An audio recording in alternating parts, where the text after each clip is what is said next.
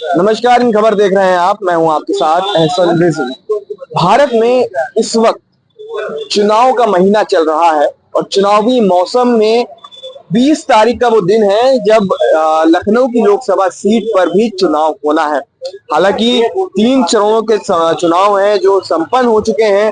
चौथे चरण का चुनाव अब कुछ ही दिन में होना है, जिसके लिए प्रचार आज थम जाएगा और 20 तारीख को लखनऊ की लोकसभा सीट पर चुनाव होगा और उसी लोकसभा सीट पर आज हम मौजूद हैं।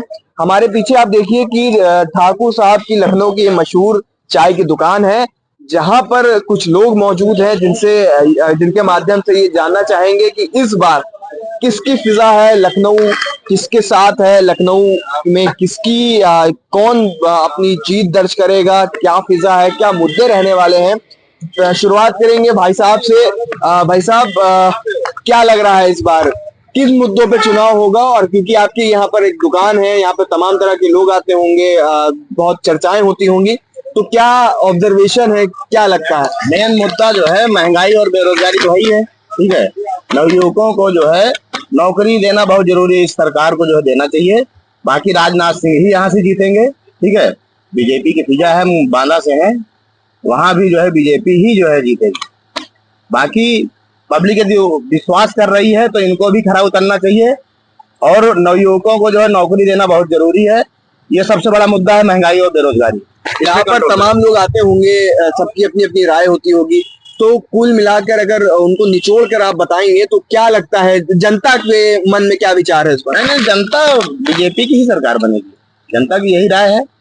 बाकी मुद्दा है महंगाई बेरोजगारी, इस पे कंट्रोल करें और नवयुवक को नौकरी दें। लेकिन महंगाई तो बढ़ती जा रही है, देखा जा रहा है, बढ़ती जा रही है, इस पे कंट्रोल करें और नवयुवक को जो है नौकरी दें। सबसे बड़ा मुद्दा नौकरी है जी। कुछ और लोग भी हैं, क्या लगता है भाई साहब किन मुद्दों पे वोटिंग होगी? बस यही सरकारी वही आएगी, नहीं मोदी आएगा और कौन आएगा। हाँ, संतुष्ट है उनके काम से? जी जी बिल्कुल। आप भी इस बार वही मतदान करेंगे? जी जी जी बिल्कुल। अच्छा, कहाँ के रहने वाले, क्या नाम है आपका? रोहित। लखनऊ के रहने वाले? लखनऊ। तो बिल्कुल देखिए कुछ और लोग हैं। भाई साहब, क्या नाम है आपका? करुणेश। क्या लग रहा है सर, इस बार किसकी तरफ फिजा बढ़ती जा रही है और किन मुद्दों पे आज जनता मतदान करेगी? महंगाई बेरोजगारी, हालांकि ये तो जब से पैदा हुए महंगाई बेरोजगारी तो हमेशा से रही है और कभी खत्म नहीं हुई है, ना तब कोई खत्म कर पाया ना अब खत्म कर पाएगा। आदमी को करना अपने हाथ से ही अपना जो इंतजाम है। बस ये है कि हाँ, इनकी सरकार में कुछ चीजें बहुत अच्छी हुई हैं, तो जैसे माहौल लग रहा है कि इन्हीं का रहेगा, बीजेपी का ही। तो मतलब आप कह रहे हैं कि अब सरकार तो उम्मीद छोड़ दे, अपना कुआं खुद को दे और खुद उसमें से पानी मिलाए? ये पहले भी था। ये आप कहने का मतलब मत प्रयास करिए कि अब करना पड़ेगा। पहले भी दुकान आदमी अपने आप चलाता था, नौकरी जो सरकारी मिलती थी, मेरे पिताजी को मिली थी, हमारे बड़े भाई साहब को मिली थी, वो अपने दम पे ही मिलती थी पहले भी। आपको नहीं मिली सरकार? नहीं मिली, नहीं मिली, कुछ नहीं मिली। आक्रोश है क्या?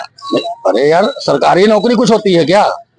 सरकारी नौकरी वाले 15,000 पाते हैं, हमारे भाई लोग 50,000 रुपये महीने कमाते हैं। पान की दुकान से पूछ लो, क्यों भैया 50,000 रुपया कमाते हो कि नहीं? चाय वाले कमाते हैं। तो भैया 50,000 कमाते हैं आप? हम तो 15-20 वाले। अच्छा, आप 15-20 वाले तो बिल्कुल सरकारी में 15-20 जो है उसको पाने के लिए आपको पहले 5 लाख रुपया घूस देना पड़ता, तब भाई 15-20 हजार रुपए की नौकरी मिलती है। आप तो मतलब एकदम सिस्टम को खोल के रखे दे रहे हैं। भाई सर, क्या नाम है आपका? वीरेंद्र प्रताप सिंह। वीरेंद्र जी, क्या लग रहा है इस बार लखनऊ की जनता किस? देखिए, लखनऊ की जनता तो हमेशा बीजेपी के साथ रही और अभी भी बीजेपी के साथ में राजनाथ जी भारी बहुमत से होंगे। लेकिन बाकी जगह जिलों में बहुत क्लोज कंटेस्ट है, मतलब जितना हवा बनाई गई थी 400 सीटें और बहुत आसानी के साथ में, उस तरह से ऐसा माहौल नहीं दिख रहा है। जनता जो है साइलेंट मोड में है और चुनाव का परिणाम क्या हो सकता है कुछ कहा नहीं जा सकता। किस पार्टी का कांटे की टक्कर है, ज्यादातर जिलों में इतना आसान चुनाव नहीं रह गया है। तो गांव में, मैं थोड़ा गांव से बिलोंग करता हूं, आता जाता हूं, थोड़ा सा पॉलिटिकल भी है, तो ये लगा कि जैसे जो बीजेपी का था कि हम बिल्कुल कि हमारे आगे कोई है ही नहीं, मतलब हमारा क्लीन स्वीप हम कर रहे हैं, ऐसा नहीं। और शायद मेरे समझ से यूपी का जो चुनाव होगा पिछली बार की तुलना में सीटें इस बार कम मिलेंगी और बहुत टफ फाइट होगी। बिल्कुल, आप समीकरण की बात करें, आंकड़ों की बात करें, तो इस बार जो वोट प्रतिशत कम हो रहा है, इसका बीजेपी को नुकसान होगा, विपक्ष को फायदा होगा? ओवरऑल ये वोट जो परसेंटेज कम हो रहा है, इससे क्या फर्क देखने को मिलेगा? कि जो मेरा अपना आकलन है कि जो वोट परसेंटेज कम हो रहा है उसमें बुद्धिजीवी वर्ग जो है जो वो घर से कम निकलता है। थोड़ा सा एक क्लाइमेट का भी बहुत बड़ा वो है फैक्टर है कि गर्मी के इस प्रचंड गर्मी में लोगों को बाहर निकलना, ये थोड़ा सा अगर यही 2 महीने पहले इलेक्शन होता तो वोट परसेंटेज ऑब्वियसली बहुत ज्यादा होता। और थोड़ा सा सरकार के प्रति एंटीकामेसी वोट का जो फैक्टर है कि सरकार के खिलाफ तो वो रहता है।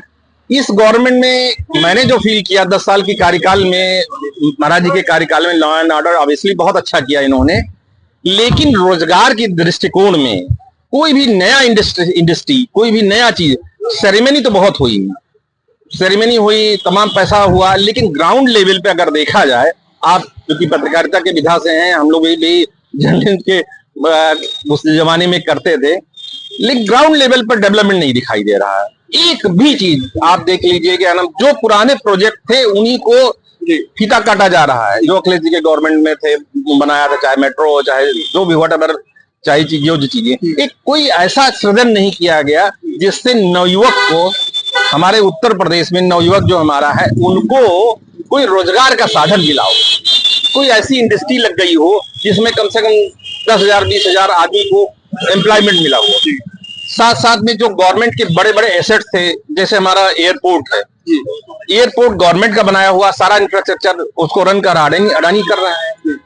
जो 50 रुपए का टोकन हुआ करता था, स्टैंड का टोकन होता था, वो 150 रुपए का ले रहा है। कुल मिला के हम ये समझे कि कुछ एडवांटेजेस हैं तो कुछ डिसएडवांटेजेस हैं, लेकिन जो सरकार की, जो जनता की अपेक्षाएं थी, जो एक था कि हमें थोड़ा सा रोजगार का सृजन होगा, कुछ बिजनेस डेवलपमेंट होगा, ग्रोथ होगा, मार्केट डेड पड़ी हुई है, मार्केट में कोई दम नहीं है, आप जाके निकल जाइए, लोगों में परचेजिंग कैपेसिटी नहीं है, पैसा नहीं है, फ्लो नहीं हो रहा मार्केट में, पैसा फ्लो नहीं हो रही है, पैसा नहीं है, फ्लो नहीं हो रहा मार्केट में, पैसा फ्लो नहीं हो रहा। तो ये आपका आकलन है, आप मतलब कि अवध की जैसी सीटें हैं वो बीजेपी की नहीं, ये तो ऑब्वियसली जो रूरल सेक्टर का जो अर्बन में था वो बीजेपी का वोट बैंक था, और लखनऊ तो गढ़ है।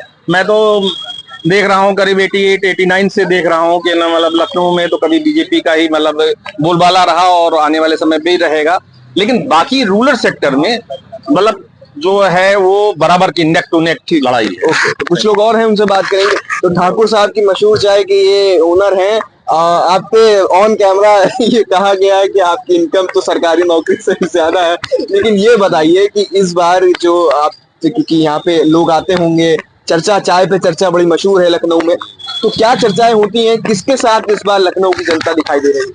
लखनऊ की जनता देखिए दोनों तरफ है, एक पक्ष नहीं है, बाकी मुद्दे कई भी हैं, पढ़ाई लिखाई है, स्कूल की समस्या है, कई लोग स्कूल के बारे में आते हैं, चर्चे करते हैं, किताबें महंगी हो गई, स्कूल वाले मनमानी करते हैं, और भी कई सारे मुद्दे हैं, और बेरोजगारी है, जैसे अभी पेपर लीक हुए उसमें भी कई लोगों ने निराशा जताई, यहाँ पे आते थे, कई लोग बच्चे भी बैठते थे, तो मुद्दे कई तरीके के हैं, तो सरकार भी देख रही है, ऐसी बात नहीं है। क्या लग रहा है लखनऊ में किसका झंडा गड़ता हुआ नजर आ रहा है? झंडा तो जिसका गड़ा है उसी का गड़ा रहेगा, बाकी मुद्दे कई हैं, मुद्दे पे ही वोट पड़ेगा इस बार। मुद्दा जो जनता के समझ में आएगा उसी पे जनता वोट करेगी। आपकी क्या समझ में आ रहा है? अब समझ में लहर तो है ही है, सबको पता है, जिसकी लहर है वो। किसकी लहर है बताइए, खुल के बताइए, कोई दिक्कत नहीं। अरे खुल के क्या बताना, जो लहर चल रही है सबको, आपको भी पता है। क्या मतलब बीजेपी की मान रहे हैं? अब भाई लखनऊ में तो बीजेपी ही रहती है। लखनऊ बीजेपी रहती है, लेकिन जो आपके दिल के अंदर मुद्दे दबे हैं, जो आप बाद में मुद्दों का जिक्र कर रहे हैं, वो मुद्दों को कैसे पूरा करवाएंगे? क्योंकि यही चुनाव का एक समय है जब जनता की बात लोग कहते हैं कि सुनी जाती है। देखिए, अगर शहरी जनता से देखा जाए, ठीक है, तो उसमें कई तरीके की बोलबाला है, और अगर ग्रामीण जनता से देखा जाए तो ग्रामीण तो एक ही चीज पे चल रही है कि जिसका विकास, जिसने विकास किया उसको वोट मिलेगा। ठीक है, तो बिल्कुल देखिए मिली जुली राय आ रही है, कुछ लोग और हैं, इनसे बात करना चाहेंगे। सर, आपसे जानना चाहेंगे कि क्या इस बार लोगों के मुद्दे क्या मुद्दे हैं इस बार? मुद्दे, प्रश्न क्या आपका? इस बार चुनाव में क्या मुद्दे लेकर जनता वोट करने जा रही है? देखिए, मुद्दे शुरू से ही जनता के 2 ही 4 रहे हैं। पहली बात महंगाई, किचन क्या कहता है महिलाओं के लिए, और महिलाओं के लिए सरकार ने क्या किया है। युवा जो बेरोजगार है, नीट की परीक्षा हो, चाहे सिपाही भर्ती हो, चाहे शिक्षक अभ्यर्थी हो, तो ये तो परीक्षाएं निरस्त हो जा रही हैं, या तो उनका वो निकल आ रहा है, और या तो फिर हो नहीं पा रहा, उनका प्लेसमेंट नहीं हो पा रहा है। तो सबसे बड़ी बात है जो युवा वर्ग है, सबसे ज्यादा जो मतदाता है वो युवा वर्ग मतदाता है। अगर युवा वर्ग मतदाता ही आपके पक्ष में नहीं, वो किसी पार्टी की बात करो, तो फिर किसी को भी सरकार बनाने में दिक्कतों का सामना करना पड़ेगा। रही अगर बीजेपी की बात, तो ये लखनऊ एक बीजेपी का गढ़ रहा है पिछले 30-35 सालों से।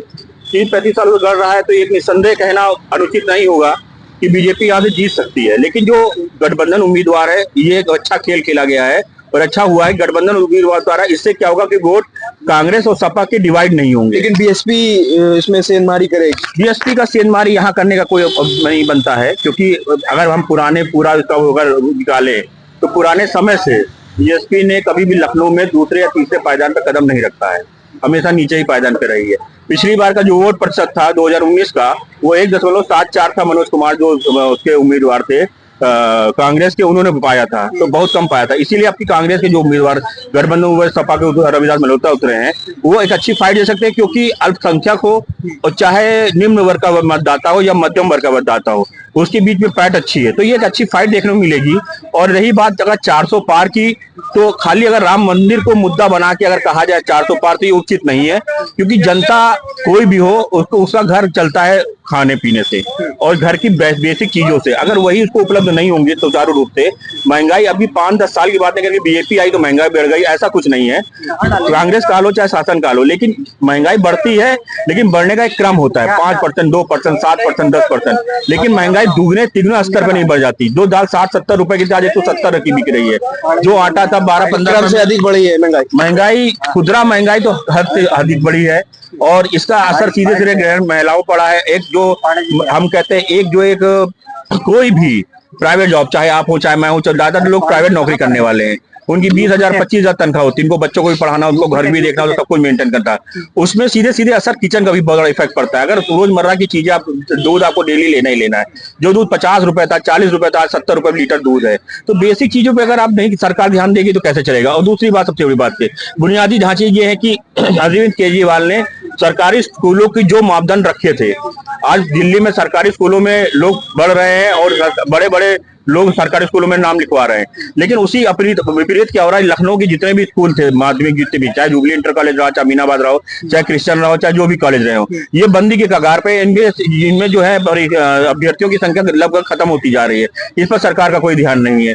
और जो भी परीक्षाएं हो रही हैं, अब परीक्षा आदमी देता है, दूर दराज से आके परीक्षा दे रहा है, इस उम्मीद से दे रहा है कि हम सफल होंगे, हमको नौकरी मिलेगी। लेकिन हो क्या रहा है, परीक्षा लीक हो जा रही है, लाखों रुपए सरकार का बजट में जा रहा है, परीक्षा करा रहा है, सब कुछ करा रहा है, उसके अंत में रिजल्ट क्या आ रहा है कि परीक्षा लीक हो जा रही है, वो सारा चीजें गड़बड़ हो जा रहा है, इसका कोई अर्थ नहीं बनता है। दूसरी बात यह है कि खाली एक धर्म और जाति को विशेष मुद्दा बनाकर नहीं राजनीति करनी चाहिए।